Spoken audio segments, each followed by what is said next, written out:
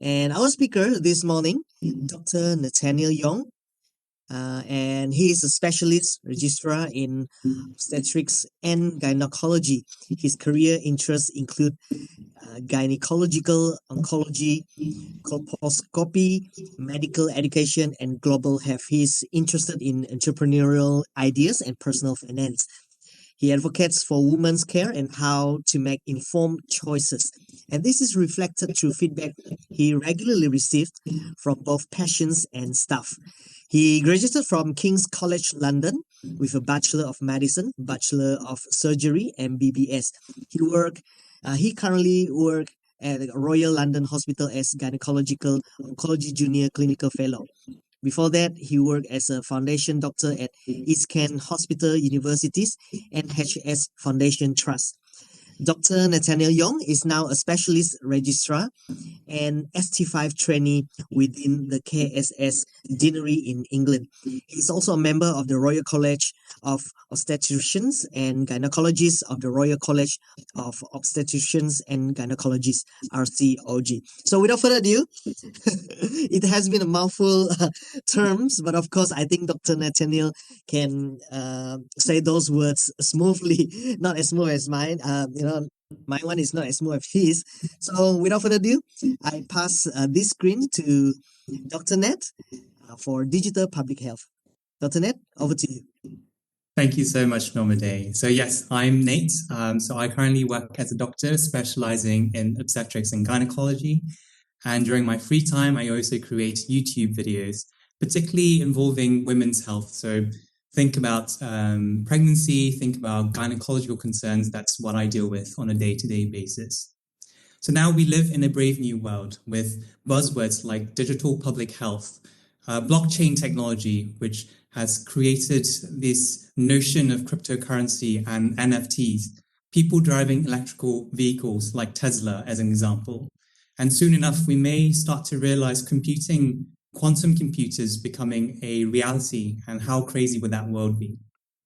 But what I'm trying to argue today is, even though we are moving forward with the digitalization of our world, the same old problems still persist, and if we're not careful, it may accelerate not only the good, but also the bad that comes with public health concerns. So this is a picture of my current smartphone device. I recently had a notification saying that I was running out of storage. Who else has the same problems? And so I've had to remove and transfer some of my data from my phone to a cloud service or an external hard drive. But I thought it would be a good, healthy exercise to see what kind of applications do I have on my phone at the current moment. And this is the breakdown. So in total, I have about 104 applications installed, some of which came with the phone and I cannot uninstall them, but most of them are downloaded via the Play Store. So the first category, the top category on my smartphone currently have to deal with finances and banking. So about a fifth of applications on my phone are related to financing, and about 17 applications are to do with productivity. So the one that I highlighted is those relating to fitness and health, of which I have 7 applications on my phone. And they range from meditation apps to a logbook so that I can log what I'm doing in the gym, etc. So from this breakdown, you can see that I'm a very productive person who has a very, very huge emphasis on financing and banking. So this graph is taken from Statista, and it looks at the smartphone penetration rate in Malaysia starting from the year 2010. As you can see from then, the rate has grown exponentially and has started to plateau at around 2016, 2017. So I had my first smartphone in the year 2013, and so did about half of Malaysians at that point were starting to use smartphones. And in 2022, it was forecasted that around 88 to 89% of Malaysians will be using smartphones. So that percentage would translate to around 29 million smartphone users in Malaysia. And about 90.1 Malaysians are internet users, according to the Department of Statistics in Malaysia. Globally, around 6.3 billion of us are using smartphones. And if we were to broaden that to any phone devices, that figure will go up to 92%, which will equate to 7.1 billion users. And that's quite a lot of people. When we think about digital public health, we need to consider how can we best define digital public health. And in my mind, it's a mean to an end. Digital public health is a mean to an end. So I would define it as the utilization of digital technology. So that's the mean, to promote and safeguard population health and the public's well-being. And that's the end we're trying to achieve with digital public health. And of course, before digitalization, public health has existed for many, many, many, many decades. And notable examples of how public health has made drastic, significant positive changes in both global and local health populations of health include the eradication of polio and smallpox through vaccination, how we were able to use data to track outbreaks of cholera during the industrial age in England. And more recently, think about malaria and the Gates Foundation efforts in trying to prevent and reduce the transmission and the consequences of people suffering with malaria in sub-Saharan Africa. Of course, all these examples that we've discussed relate to infectious diseases, but we know that the top killers in Malaysia and globally have changed dramatically. They are now non-communicable diseases, such as cardiovascular diseases, such like heart attacks, diabetes. Obesity is a crisis that wasn't at all notable even 50, 60, 70 years ago. And of course, as mentioned earlier, mental health is becoming more prominent in the general psyche. And I think that's a very, very important and positive thing. And of course, with the recent pandemic that we're still going through right now, that has definitely accelerated the progress of digital public health becoming a more generally accepted coverage. So this web details the different technologies that are being implemented to respond for the COVID pandemic. And it ranges from the simple things like SMS and instant messages to notify particular individuals who may have come into contact with people who have confirmed COVID cases, to smartphone applications with contact tracing and telemedicine, to visualization tools such as data dashboards, where we are able to pull data, large amount of data very, very quickly and then disseminate that into the public spheres, to the more complex machine learning and natural language processing. And of course, you and I probably have encountered some, if not all, of these things. And notable examples may include the MySejahtera app, where it not only tells us our COVID vaccination status, but also tells us of the risk levels of the local vicinity of our workplace and our living quarters. And also gives us notifications whenever it becomes important as to what the new SOPs are. And recently, I've been getting pings about monkeypox, which of course is not related to COVID, but it's a very, very good way for the government to disseminate information to the general population.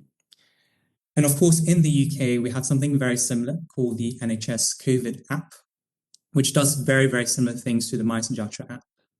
And the World Health Organization has created a chatbot called Health Buddy Plus for anyone to access if they have concerns, questions, or inquiries about COVID-19. And everyone's favorite search engine, Google, has released dashboards relating to cases and deaths and all these other epidemiological studies. And I, especially during the first couple of lockdowns, was very interested in seeing how Malaysia was doing compared to the UK and the rest of Europe. So looking at non-COVID related services, in Catalonia, which is a region in Spain, the government has created a website plus an app called La Meva Salut, which is meant to be a one-stop shop for everything relating to health. So people or residents can either request a GP appointment, request repeat prescriptions, and to find where they can collect these prescriptions, And they can also seek information that's relevant to the healthcare services within Catalonia. And then there is a web map application that is specifically designed to help young people and their families cope with chronic pain, which is a significant global health burden in many countries. And there's evidence that shows that young people, teenagers and children alike, who use this application are less likely to suffer from chronic pain a few months down the line. And then we move on to telemedicine. So Doctor On Call and TeleMe are both services that are used in Malaysia, where people can request to meet a doctor virtually and not in person, but virtually in their own convenient time, in their own convenient place. So it could be in their household or in their workplace. And in the UK, we have a company called Accurix, which does telemedicine, and they have around 96% coverage of GP practices in England and has received very positive feedback from multiple end users.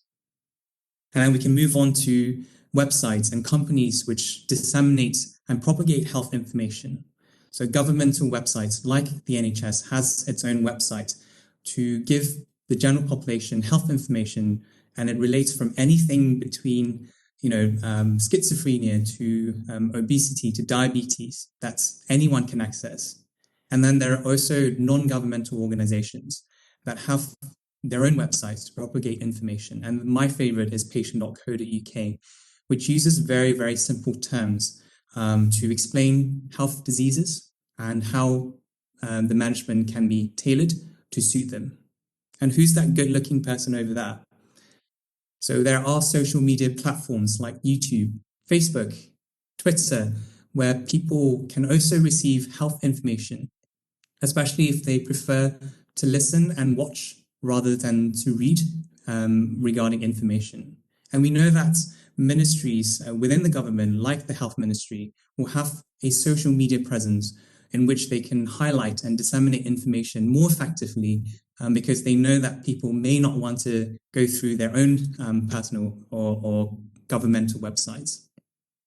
And then we have large corporations like Palantir, Microsoft, and IBM that range in their services from data analytics to AI creation, machine learning, data storage, and data mining to creation of e-patient records. And so they do offer a wide range of services in which digital public health uses and utilizes to help better our community, one would hope.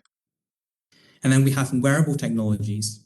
How crazy is it to think that people can track their ECG monitoring at home? The data is then transferred to their smartphone, and their healthcare specialists, their cardiologists can access that data to see what their ECG is like without ever meeting them face to face. And then we can do that with their blood pressure machines and recordings if someone has hypertension, to a ring that one can wear to track the quality of sleep they have, to their mood, to their alertness. Like, this is the world we're currently living in. What we need to realize is, are these things that we've seen earlier allowing us to achieve this end, which is to promote and safeguard population health and the public's well-being? What issues or challenges will we need to tackle moving forward? And my argument is that we are still facing the same issues during the pre-digital public health age and the digital public health age. So the first thing is inequality. So inequality can come in different ways, and it could be because of a lack of skills, a lack of access to healthcare services, or even a lack of motivation to seek help in the first place. And we know that one's age or academic prowess or literacy or computing skills can impact how people are willing or able to access these health and divide and create a greater divide in equality. Even a person's ability to pay for the technologies, like the hardwares we've discussed earlier, can also influence how healthcare can be provided to different groups of people.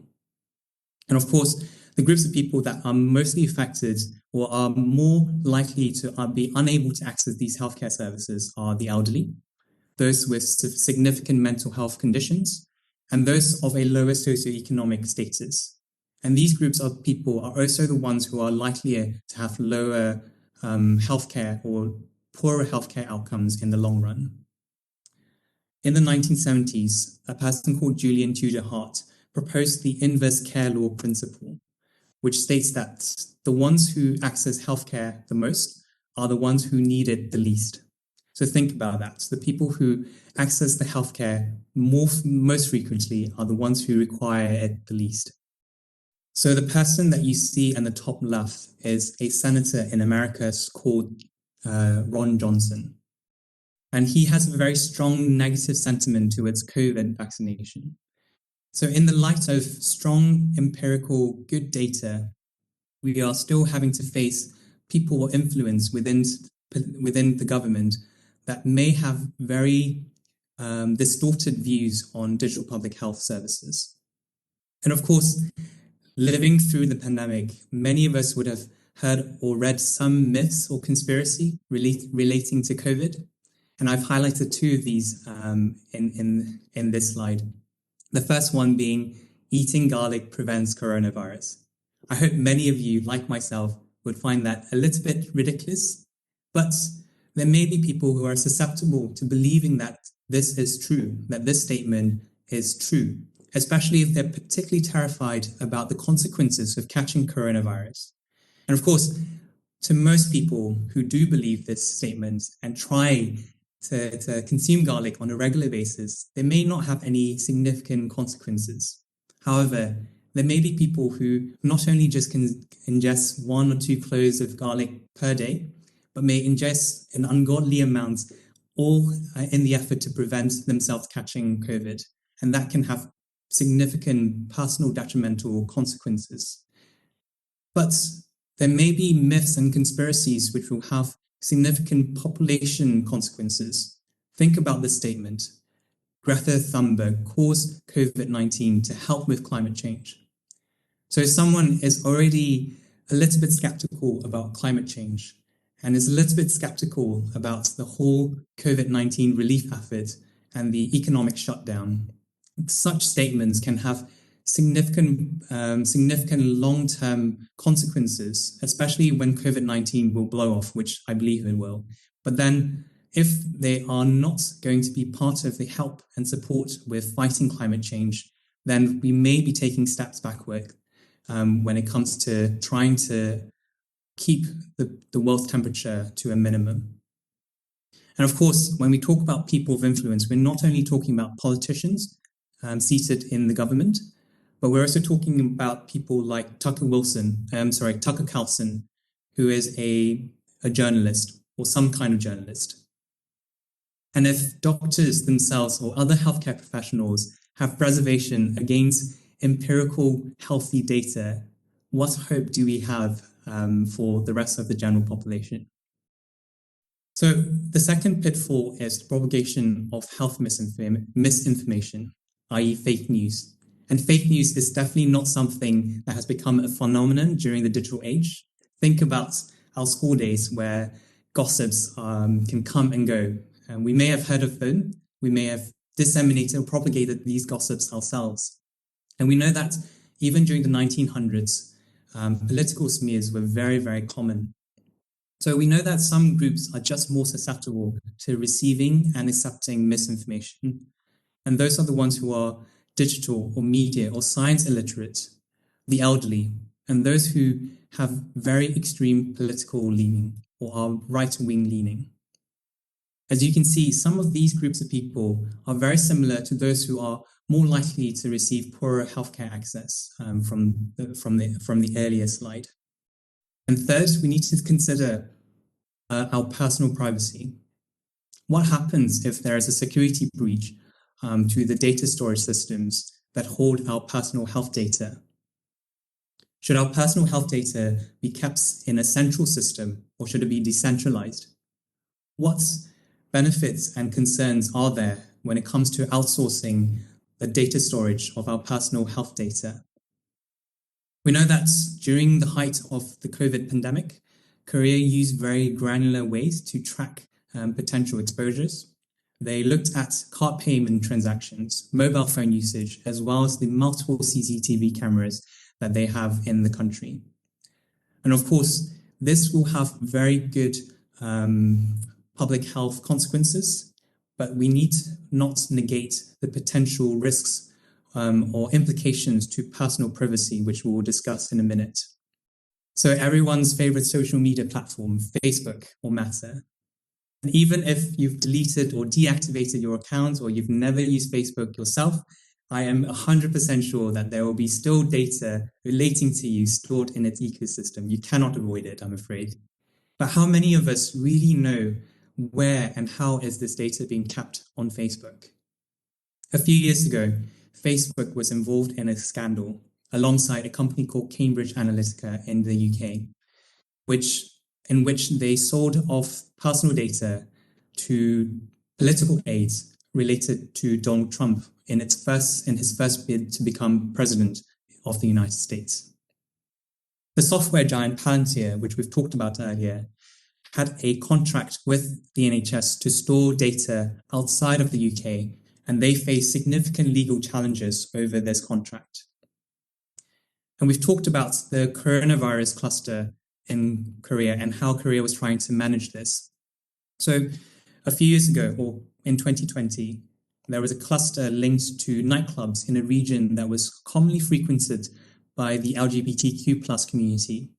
And when the potential exposure became public knowledge, there was backlash about concerns that this may fuel homophobia. So think about the people who receive these notifications, and not only them, but people around them, their families, the friends and their employers who do not know them as coming out, especially if they hold very conservative views when it comes to sexual orientations and gender identity.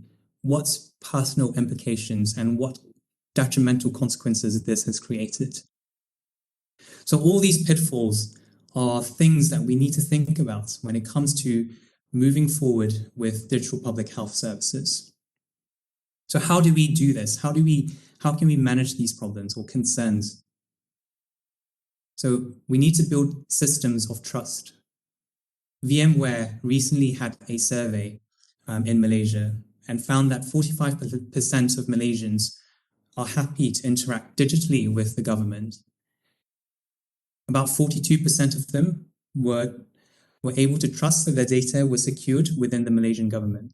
So what can we do to improve these figures so that more people are happier to interact with the Malaysian government digitally?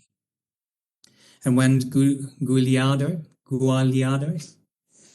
was writing her policy relating to the EU's plan on digital health, she found that the missing link to getting better coverage of digital health in the EU was empowering citizens and getting the citizens to endorse digital health systems. And therefore having digital health champions from a diverse range of people is incredibly important to drive digital public health services in Malaysia. So a few years ago, I heard of this story where the Zimbabwe Health Ministry employed grandmothers in order to tackle mental health concerns in the country. And the way it works was that grandmothers were employed and trained, and they would sit on benches in parks, and they can be approached by anyone. So if someone has mental health concerns, they can sit next to them, explain what was going on in their lives. And these grandmothers will act as triage nurses. And so if they felt that these concerns are severe, then they will be referred immediately to the hospital to meet with a psychiatrist. However, if these mental health concerns are mild or moderate, then they will sit with them over a period of time and provide CBT training to help improve their mental health concerns. And this has very, very good positive outcomes and is being trialed in different countries because of how effective this policy was. And of course, I'm not saying that we should implement this in Malaysia because it is too hot to be sitting inside in the park. But we need to look at why was it effective in the first place? We know that perhaps grandmothers in Zimbabwe are very commended, are held highly in their social circle. And we know that it's more cost effective, especially in a country which is lacking psychiatrists in the first place. And so when we're thinking about creating digital public health services in Malaysia, we need to think about what are the cultural implications and how can we include everyone so that it can be used by everyone and not just the privileged some. So education is incredibly important. Making sure that we are able to improve the literacy both from the digital and health aspect, but also making sure that both young and old are able to interpret data more confidently is incredibly important when it comes to improving how Malaysians use these healthcare services. We know that people who are highly e-health literate gain more positive outcomes when it comes to managing their own healthcare concerns and adopting healthy behaviors. They're also more likely to scrutinize information carefully. Lebel et al. Created a cross-sectional study measuring e-health literacy of pharmacy students and found that 35% of the participants have low literacy, which I found very, very concerning. Aslan et al. Found that people aged between 23 and 27 in Malaysia were less likely to have adequate health literacy. And from the survey we've discussed earlier, 48%, so about half of the Malaysian population surveyed in this study, believe that it's the government's responsibility to increase digital literacy levels. So some of you may know what Tinder is, but for those who don't, it's a dating app. But they also have a foundation which focuses on getting people more comfortable using online services. It's called Good Things Foundation. So it's not called the Tinder Foundation, it's called the Good Things Foundation. And between the years 2013 to 2016, they had a contract with NHS England to try to get more people up to speed with e-health services. And it was reported that around 200,000 people benefited from this contract. And they targeted mostly the elderly, which we know are less likely to be able to access these healthcare services in the first place, as well as people living in more rural environments. And in the UK, we have the Plain English campaign, which has run from the 80s. And an example of how they've helped people in the UK is, as a doctor, when we explain health conditions or how we manage such conditions, we often provide patient information leaflets. But if these leaflets have significant amounts of medical jargons, then only some people would be able to understand what is written. And so Plain English campaign is useful because they help to assist to make sure that these information leaflets are written in a way that most people, if not all people, can understand them. Because if you're providing information that's only benefiting some, then what's the point of providing such information in the first place? And recently in the news, Microsoft has teamed up with the Malaysian government to help boost digital literacy among civil servants. So there are a lot of third sector industries and organizations and companies which are willing to help improve both the data literacy and health literacy in Malaysia and worldwide. And so it's important that the government finds these support in order to help the general population be more comfortable accessing healthcare provisions, especially in the digital age. So in conclusion, digital public health is a necessity. There's just too many benefits that it provides and offers for us to move backwards.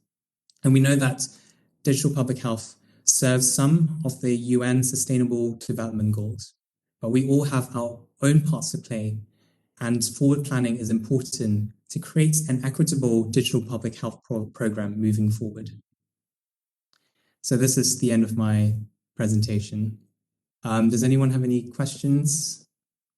Any questions from our participants or viewers this morning? Feel free to ask questions related to the topic, which is digital public health. Yeah, good morning. Arifin Yeah, here. good morning, Arifin. Yeah, go ahead. I just want to make some statement here. I think topic is very interesting Okay, knowing that think about public health, digital world today, we are equipped, and I would say the digital watch, for example, okay, the digital health watch is currently made widely available to the public. It's not like I think 5-10 years ago, this item was seen to be a luxury item. Okay, but now you can even get it as cheap as less than 100. And of course, there will be a question of reliability of the equipment. Maybe you want to say something about this, huh? Some comments from you, maybe. Thank you. Yeah, so of course, with the wider adoption of wearable technology, some of these things will become cheaper and cheaper and cheaper, and more people will be able to access them. So the watches, as an example, has a more general acceptance to usage, but when we're talking about blood sugar monitoring, as an example, or blood pressure monitoring, or even a sleep monitoring system, these things are still not particularly readily available yet. And when we talk about cardiovascular conditions like heart attacks and how we mitigate these problems by reducing the risk factors such as high blood pressure, these systems are still not widely received and widely used. And so when we talk about the factors that would create inequality, one of them being the lack of access. Yes, the access is there, but we also talk about the lack of motivation to seek help in the first place. And so we need to find ways in which both the third sector and the public sector can devise to try to get people to really be aware and be conscious of the implications of not looking after their own personal health. And I think that is one of the particular concerns, even as we're moving away from the pre-digital age, that we need to address. And so I think making systems still have a human touch is very, very important, because people are very, very easily influenced when they see someone else whom they trust is using or is promoting such services. That's why advertising is such a big industry, both in Malaysia and worldwide. All right. Thank you, Arifin. Yeah, I have a question here, Dr. Ned. Because I think public health and digital public health are getting more momentum in terms of awareness. Of course, it takes time, slowly but surely, people said. Do you think that the importance of public health and, of course, digital public health, the importance of it is paramount, that we need to absorb it into our education system, especially from the young age? I'm going to be very biased as a doctor and say yes. I think it's not just a one shop fits all sort of system that we need to implement. I think health is so wide ranging, and when we talk about health these days, we're not so much concerned about infectious diseases unless it affects everyone, as COVID has. But we're talking about how are we able to promote healthy living, to mitigate the top killers in Malaysia. So we talk about exercising regularly, we talk about eating healthy, but how are we actually displaying or showcasing these things to children when fast food services are just so prominent everywhere? And making healthy and good decisions is so difficult for the majority of us. And so I think education is incredibly important, both for non-taboo topics like healthy eating, but even the more taboo stuff like sexual health, as an example, and how to seek contraception, and what happens if someone is pregnant at a very, very young age, and what sort of services are there available for them. I think children are very inquisitive. They are always going to be curious, and we know that a lot of them will have access to the internet and they will be able to find information, but it's important for them to find the right kind of information. And so being guided by both parents and formally through the education system is incredibly important in order to allow them to make good, healthy decisions for themselves. All right. Thank you, Dr. Ned. Anyone want to pose any questions to Dr. Ned? All right, there you go, Dr. Tiong. Yeah, thanks, Dr. Ned, for this very insightful and enlightening presentation. All right, thank you, Dr. Tiong, for joining us. Yeah. Another question I was wondering. Do you think that Malaysian government has done enough, or there are more to do, especially when it comes to public health awareness campaign, like you said just now, healthy diet, all those education, how far that Malaysia have been throughout this entire campaign? I think the COVID-19 response from Malaysia has showcased what the Malaysian government is able to achieve if the right people have the willpower to do so.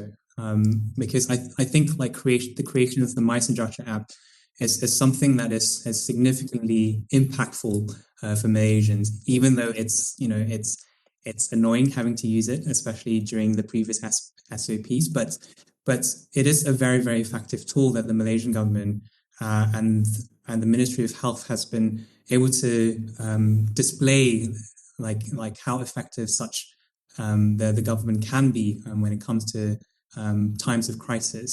Politics is very, very fickle, especially when you're trying to plan for long-term services like public health.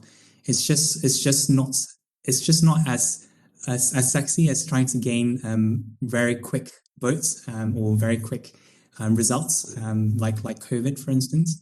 So I think there are people within the government and within the ministry that are very passionate and would want things to drive and move forward. But I think it's about us and what we as voters want as well, because we also are able to influence who sits in the parliament and in government. And so if we ourselves don't think that the politicians are moving such agenda forward, then we can write into them and we can vote in a way that showcase what our personal psyches are as well. So there's a political will needed to move this forward, right? Always. Yeah. Okay. Right. Okay. Any more questions from our viewers? So I have a question myself. All right. Thank you, Dr. Nat. That was a very inspiring and very informative presentation. So I have a question myself. So as we know that during the first year of a pandemic, WHO actually reported that the number of people with mental health issue like anxiety and depression is the prevalence increased by 25%, right? And also some studies also suggest that the number of people using this digital mental health platform also increased during the first year of pandemic. So what does this mean? Does it mean that people have more awareness of using this platform, or is it because people are so desperate for looking at this? So basically, what's your take on these two things? Thank you. I think it's probably a mixture of both, because when local and large governmental entities, as well as the World Health Organization, has highlighted the mental health burden, and it's becoming more widely discussed, more people will inevitably start reflecting on their own personal well-being and realize actually perhaps they are themselves suffering from anxiety, from depression. And so it's not just realizing that they have these concerns, but also knowing that what potential consequences could there be if they don't fix or find ways to mitigate or manage these problems. And I think as more people are discussing it, both in informal channels as well as formally, then more people will just accept that perhaps their next door neighbor, their friends, their fellow colleagues at work will have the same issues. And so seeking help doesn't become such a taboo thing anymore. And so I think there's probably a mixture of both that we are highlighting and highlighting the health burden of mental health concerns more. And we're also promoting and propagating different ways that we can find solutions to try and manage these problems, which doesn't require us having to go see a doctor, as an example. Thank you, Dr. Nat. All right. Thank you, Dr. Ned, for the answer.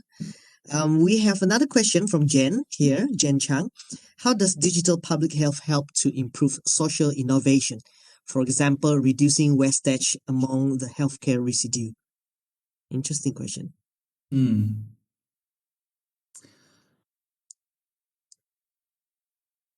I think when it comes to digital public health, or in general, when it comes to public health, and let's just remove the digital side of things, like going back to the definition that I made earlier, which is to safeguard and promote the population's health and well-being.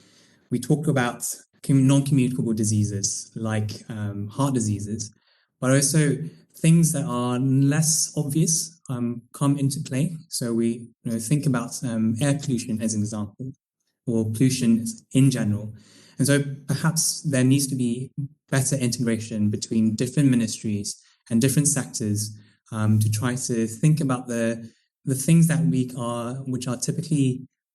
which we typically are blindsided by. So I think perhaps again, because it's just not as sexy as a term, and when we think about residues and chemical pollutions when it comes to public health services, then the more common and more popular things like mental health and well-being. So I think there is a significant role that needs to be played within these areas, but I think we're taking one step at a time.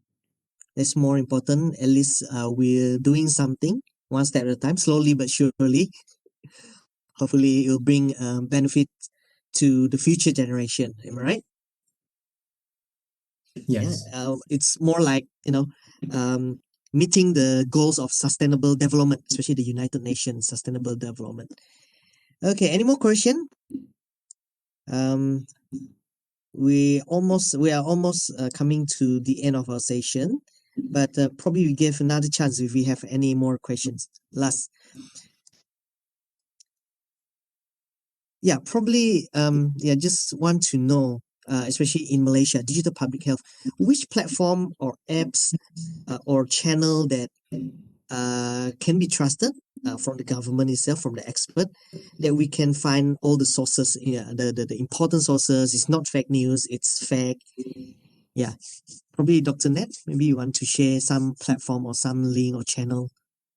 Yeah, so I think the first one would be anything that has .gov.my. Any web links that have .gov.my at the end of it will be more likely trustworthy than not. And then because we know social media platforms like Facebook and Twitter will have these government sectors will have a presence in these platforms, and so one would hope that anything that is highlighted in a tweet by the Ministry of Health, even if it's to do with other websites, we should be able to trust as well. Okay, yeah. Right. So I think we don't have any more questions from our viewers joining us this morning. So yeah, I think we have come to the end of our session. And before we end, I think I would like to invite Dr. Andy as one of the organizing committee of today's session. Probably Dr. Andy want to say a few words before we end this session. Thank you very much. First of all, thank you very much to Dr. Ned for this very inspiring and I think it gives me perspective of how this digital mental health or digital public health works and the pitfalls. And certainly uh, we realize that it's more important than ever to have established digital public health, especially during pandemic. And I think we are as a academia, there are a lot of things that we need to learn from practitioners such as from Dr. Nate. And I think, yeah, we are looking forward to have more collaboration with you and another talk, maybe more specifically with mental health or another thing. But we really appreciate that you will be able to share your spare time during your holiday here. So thank you so much. My pleasure.